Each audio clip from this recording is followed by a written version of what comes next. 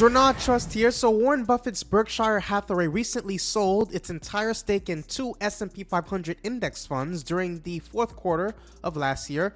This move, it included divesting from the SPDR S&P 500 ETF Trust and the Vanguard S&P 500 ETF, which had been part of the Berkshire's portfolio for several years. So while this decision may seem surprising, given Buffett's long-standing recommendation for most investors to buy low-cost S&P 500 indexes, right, or index funds, it's important to note a few key points. Number one, the index fund holdings were minimal in Berkshire's portfolio, representing less than 0.02% of the $266 billion equities portfolio in the third quarter.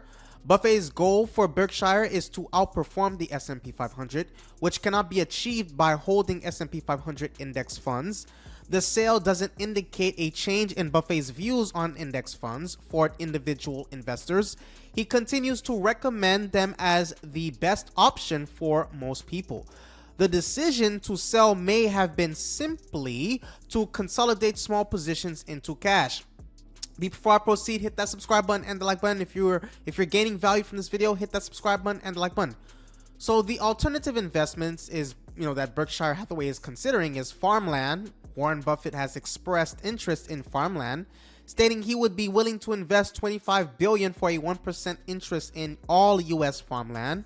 While Berkshire hasn't made such an investment, Buffett's comment suggests he sees value in this asset class.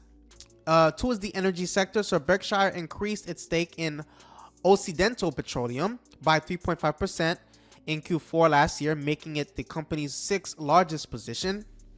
This move indicates continued interest in the energy sector, which can serve as a hedge against inflation.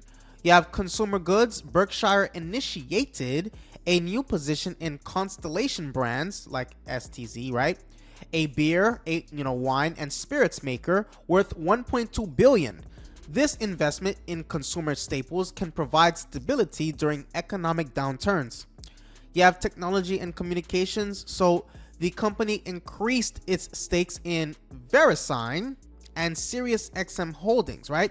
Showing outgoing interest in tech and media sectors. You have real estate adjacent. So Berkshire added to its position in PoolCorp, a distributor of swimming pool supplies and equipment, which is, tangentially related to the real estate market. Now, it's very significant, but how significant was the stake in the S&P 500 index funds for Berkshire's portfolio? So the stake in S&P 500 index funds was minimal, wink wink, in Berkshire Hathaway's portfolio. Specifically, Berkshire sold its entire positions in both the SPDR S&P 500 ETF Trust and the Vanguard S&P 500 ETF VOO during the fourth quarter of 2024. The total value of these positions was approximately $45 million, with 39,400 shares of SPY worth $22.6 million and 43,000 shares of VOO worth $22.68 million. Given that Berkshire Hathaway's market cap is over 1 trillion, specifically 1,065,446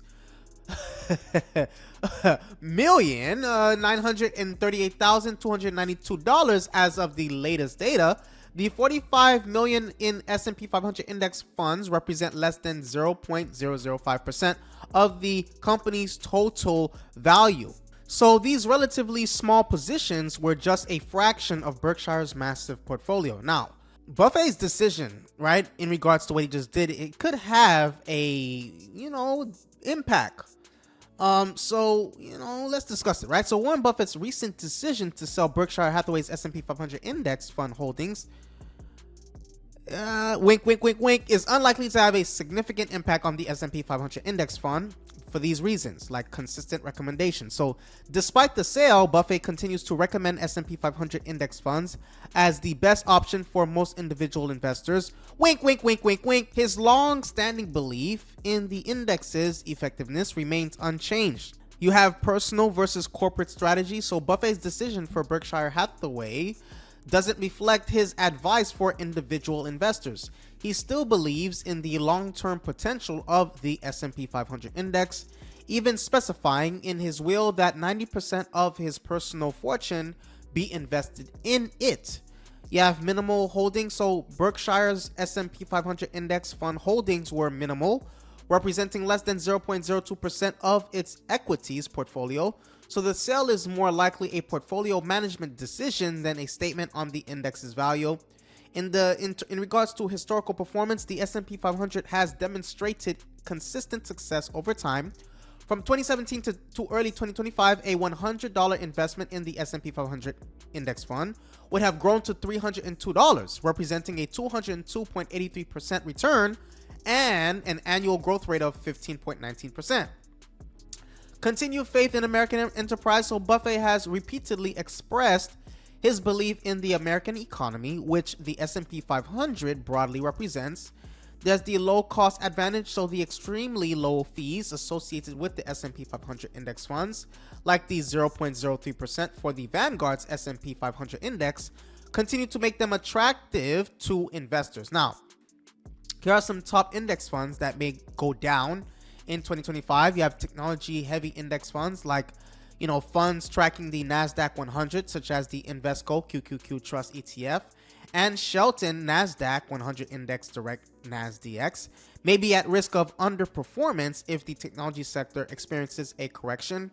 Next, we have growth-oriented index funds. So funds like Vanguard Growth ETF, VUG, or Fidelity Growth Company Fund might face headwinds if there's a shift from growth to value stocks. Small cap index funds are next, right? Funds like the Pacer US Small Cap Cash Cows 100 ETF, have already showed signs of struggle, ranking last among small value ETFs in 2024. Hit that subscribe button, hit the like button. See you on the next video.